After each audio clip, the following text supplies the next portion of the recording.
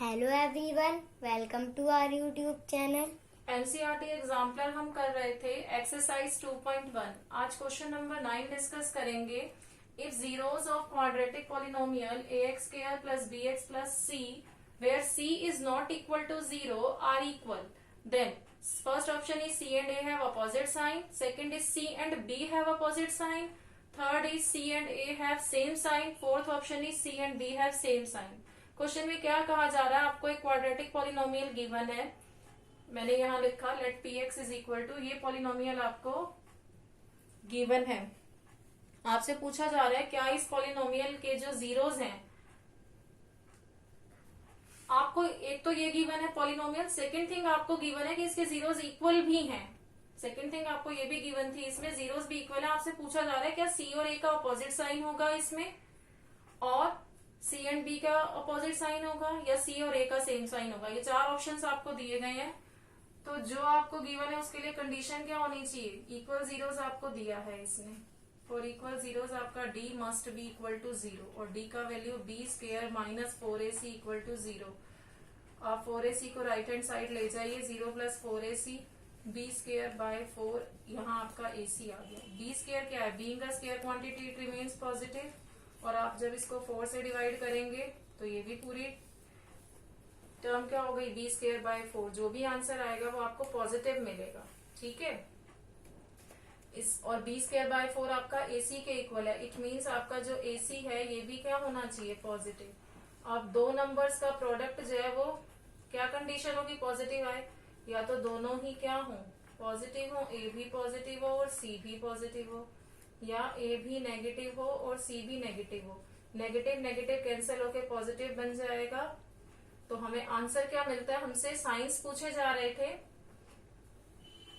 ए और सी जो हैं वो सेम साइन के होने चाहिए, या तो दोनों ही पॉजिटिव हो तब प्रोडक्ट पॉजिटिव मिलता है, या दोनों ही नेगेटिव हो।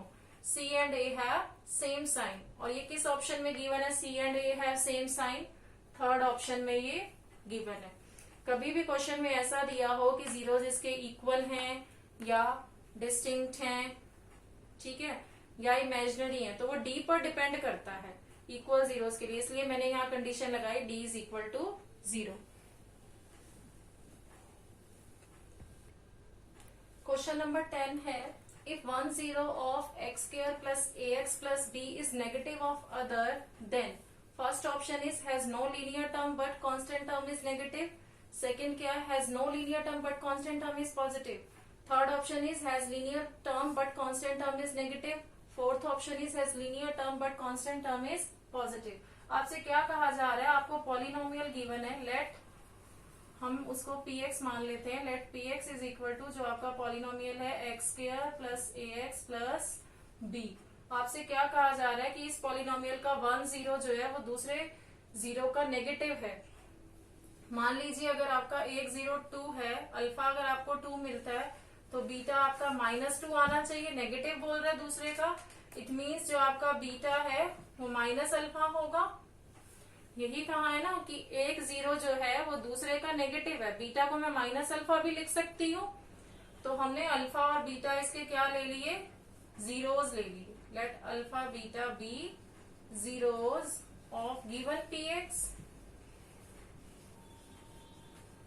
अब लीनियर टर्म हमसे बोल रहा है, क्वेश्चन में ऑप्शंस में गिवन है linear, has no linear term, has linear term. Linear term क्या होती है, जहां पर भी x का डिग्री 1 होगा उसके साथ जो कोफिशिएंट है, यहाँ पर इस पॉलिनोमियल में लीनियर टर्म क्या है हमारी, ax है, इसका डिग्री 1 है। हम लीनियर पॉलिनोमियल्स के बारे में पढ़ चुके हैं।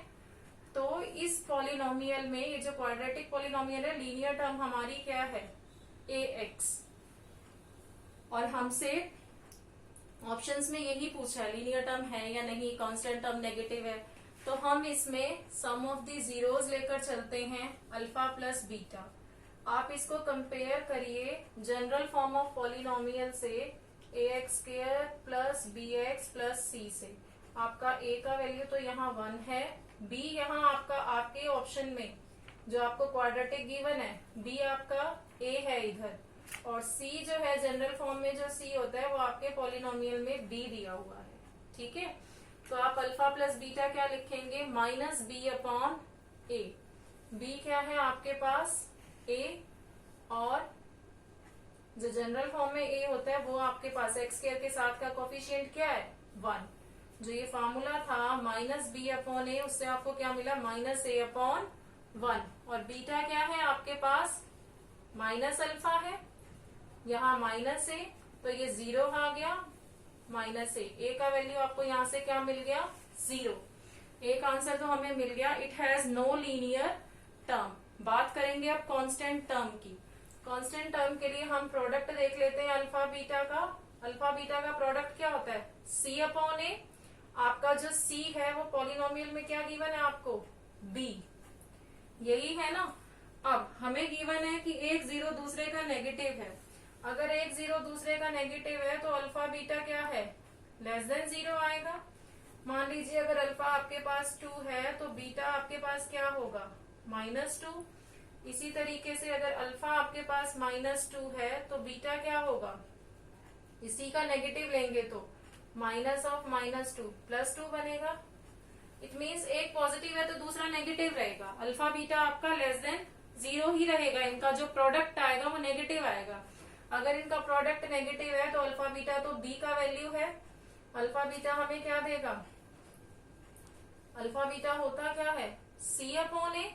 सी हमारा यहाँ पे क्या है बी और ए क्या है 1, तो हमारा बी भी क्या होना चाहिए, बी मस्ट बी नेगेटिव, क्योंकि आपका प्रोडक्ट क्या आ रहा है यहाँ नेगेटिव। तो बी भी क्या होना चाहिए मस्ट बी लेस देन 0। हमारा ऑप्शन कौन सा करेक्ट है इसमें, has no linear term but constant term is negative. First option जो है वो करेक्ट है। अगर आपको मेरे वीडियोस अच्छे लगते हो तो प्लीज लाइक एंड सब्सक्राइब करें। Thank you for watching my video.